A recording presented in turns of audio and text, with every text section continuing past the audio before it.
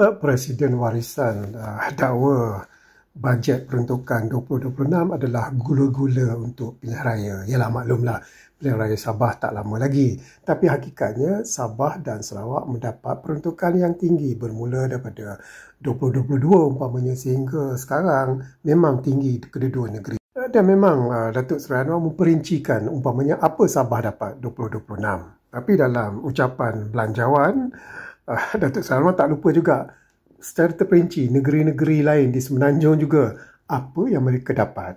Strateginya untuk memberi persepsi bukan kerana PRN Sabah Sarawak dapat banyak, tapi memang itu hakikatnya. Kedua negeri Borneo ini memerlukan perbelanjaan peruntukan pembangunan yang agak besar.